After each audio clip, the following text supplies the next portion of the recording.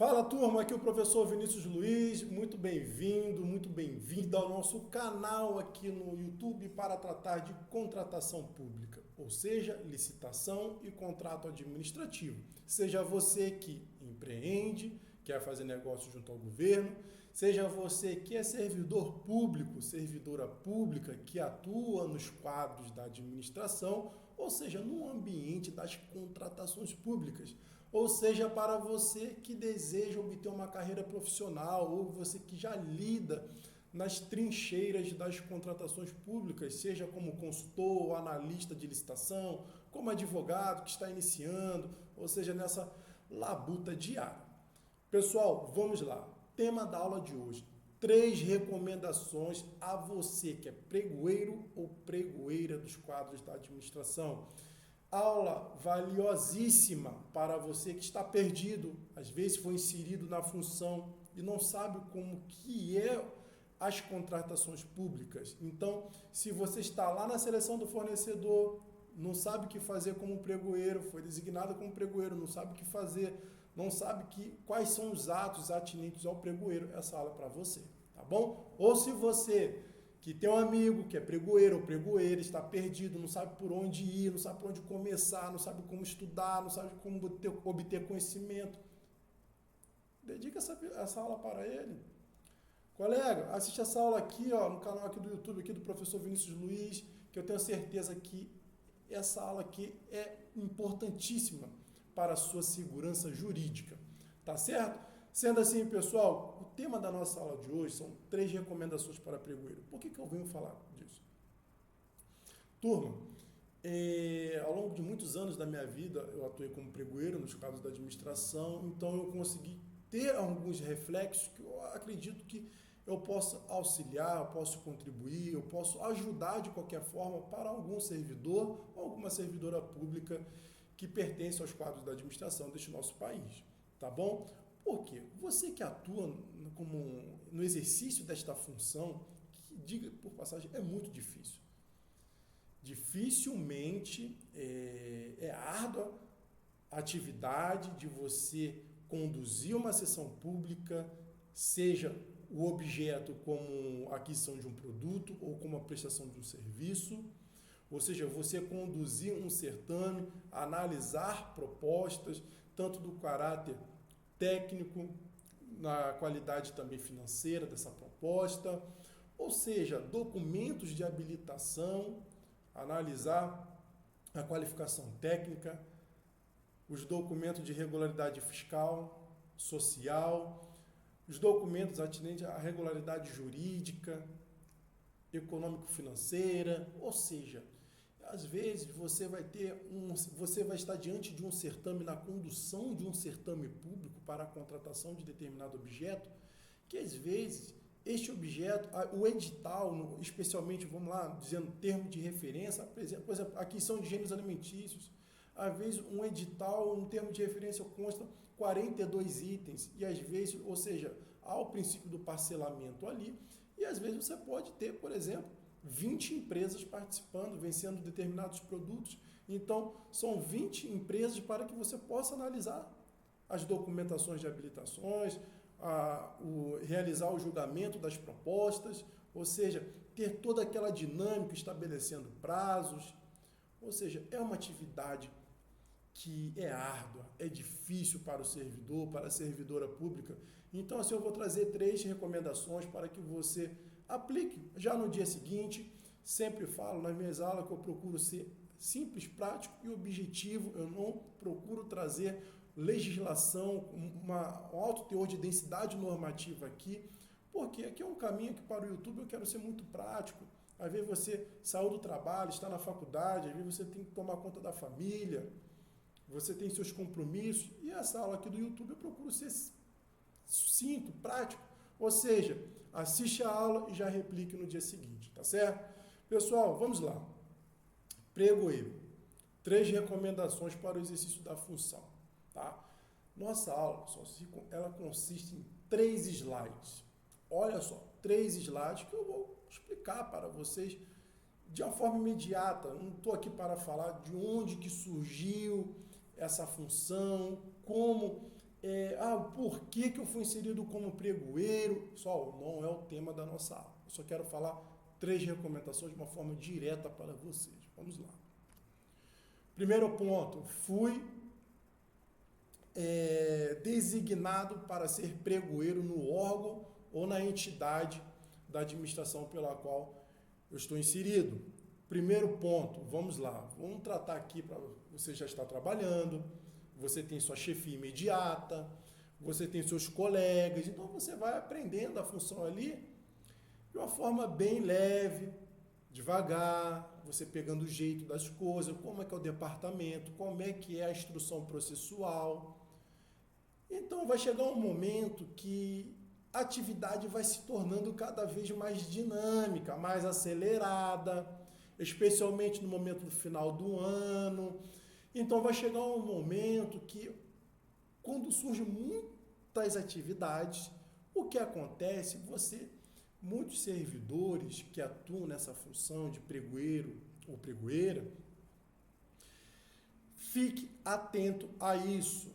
Evite realizar publicação de certame no final do seu expediente, porque você já está preparado para sair da repartição pública, porque você tem algum motivo específico, você vai, por exemplo, você vai para a faculdade, vai buscar seu filho na creche, ou seja, você vai fazer algum compromisso, ou seja, a sua vida é dinâmica, diária.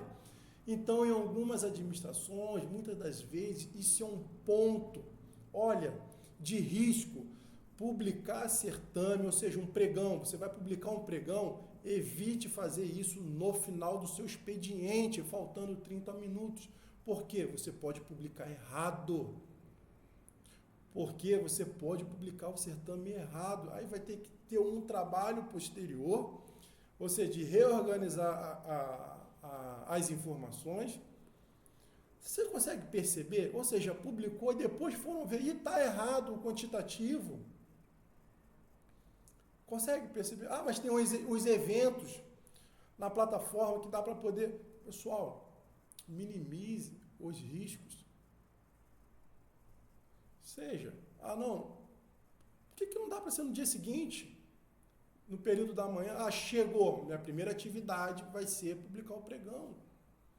Em algumas administrações você vai ver que vai ter muito choque, principalmente, por exemplo, às vezes vai ter um choque, que já publica, tem que ser rápido, não sei o que. Pessoal, aumenta-se os riscos, isso aí é muito complicado.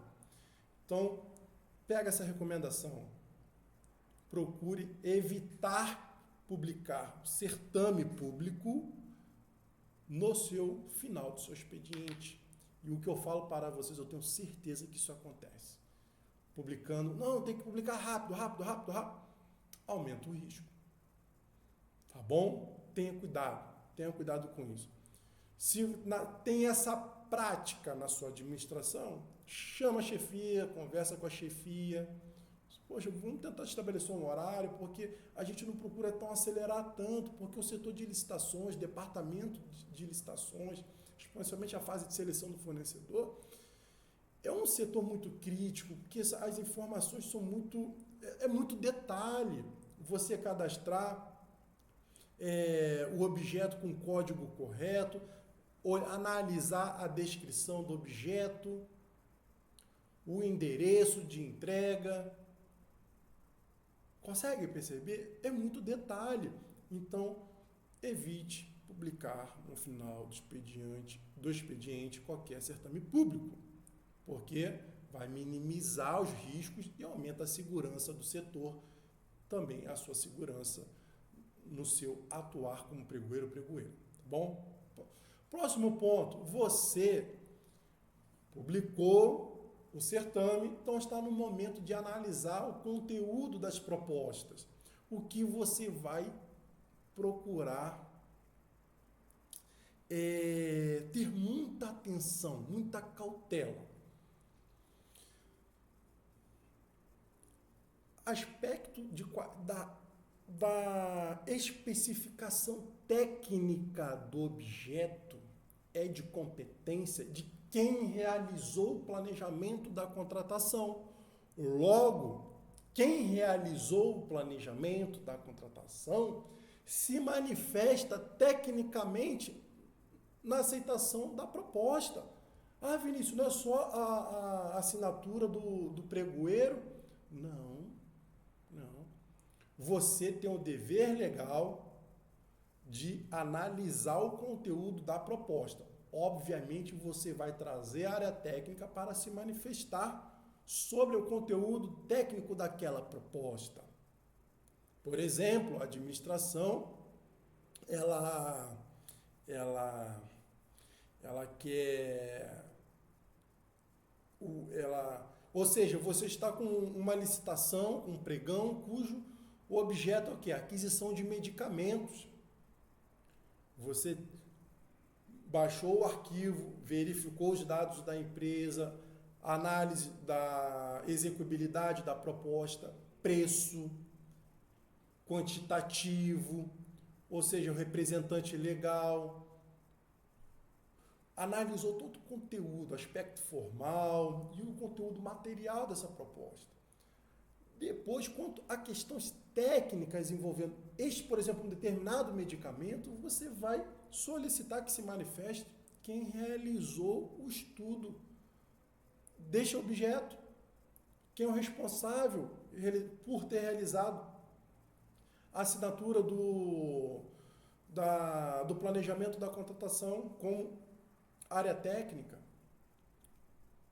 Tem que se manifestar que isso você instrui o seu processo de uma forma mais robusta, atinente à aceitação da proposta. Porque o pregoeiro, ele lida com tantos objetos que ele não tem, me perdoe pessoal, mas tem a galera que acha que, não, ele aceita tudo. Não.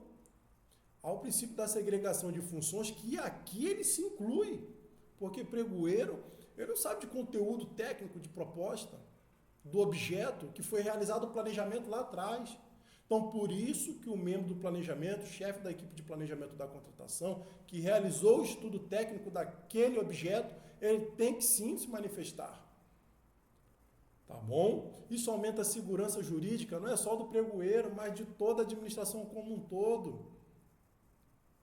Tá? Então, o pregoeiro, sim, ele vai lá, ele vai clicar no conteúdo de aceitar proposta, realizar o exame de aceitabilidade da proposta, mas ele vai estar munido com essa informação da área técnica, dizendo o conteúdo da proposta se encontra em conformidade com o edital, com o termo de referência, ou seja, toda a especificação técnica está de acordo. Clica, aceitar, a proposta aceita.